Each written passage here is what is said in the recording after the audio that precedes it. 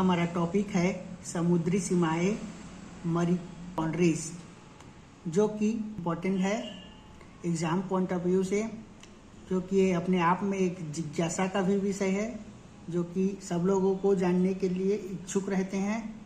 तो इसके बारे में आज मैं आप लोग को पूरी डिटेल में बताऊंगा कि ये समुद्री सीमाएं होता क्या है। जिस प्रकार थल सीमा हमें देखकर पता चल जाता है बाउंड्रीज, लेकिन क्या देश के बाहर की सारी समुद्र हमारी हैं या उनका क्या समुद्रों का।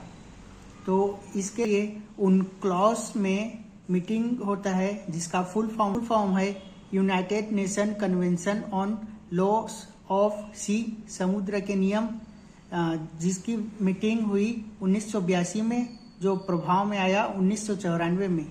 इनके कुछ शब्द हैं जिन्हें आप लोग को जानना अति महत्वपूर्ण है, जैसे कि सबसे पहला आता है आंतरिक जल, इंटरनल वाटर्स।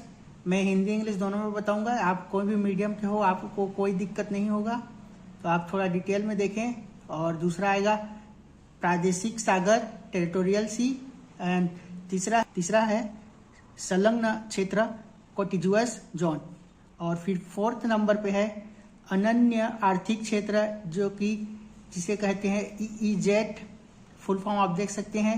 एग्जाम में EEZ करके पूछता है, तो इसको ध्यान से देखिए। और जिस प्रकार हम थल को किलोमीटर मीटर में नापते हैं, उसी तरह समुद्र की दूरी को नॉटिकल माइल में नापा जाता है। एक नॉटिकल माइल मतलब 1.8 किलोमीटर होता है अराउंड। तो और समुद्र की गहराई को फैथम में नापा जाता है। एक फैथम मतलब 6 फीट होता है। इस तरह से आप इसको ध्यान से देख सकते हैं। और भी डिटेल में आइए हम इसको जानते हैं। आप सबको मालूम ही होगा कि ये भारत का कौन सा हिस्सा है।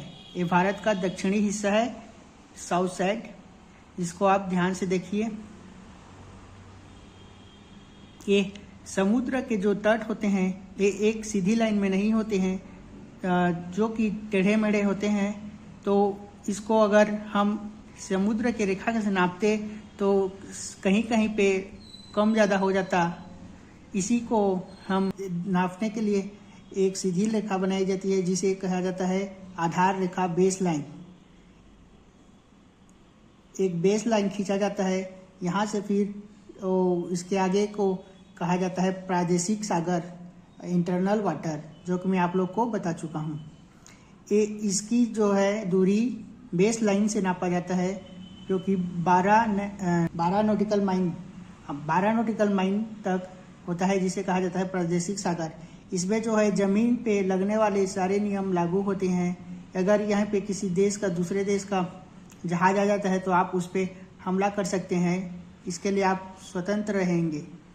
और जो कि दूसरा है संलग्न क्षेत्र, जो कि 24 नॉटिकल माइल तक होता है, इसमें अगर किसी दूसरे देश का जहाज आता है तो हम उसे मारेंगे नहीं, बल्कि उनसे टैक्स लेंगे। सरल शब्दों में बताऊं तो उनसे टोल टैक्स लिया जाता है और उसके बाद उन्हें आने दिया जाता है। तो जो है अनन्य आर्थिक क्षेत्र, जिसकी दूरी जो है 200 नॉटिकल माइल तक होती है, अनन्य आर्थिक क्षेत्र की। अगर यहाँ तक किसी देश का जहाज आ गया तो हम उसे कुछ नहीं करेंगे, और यहाँ से घूम फिर कर जा सकता है।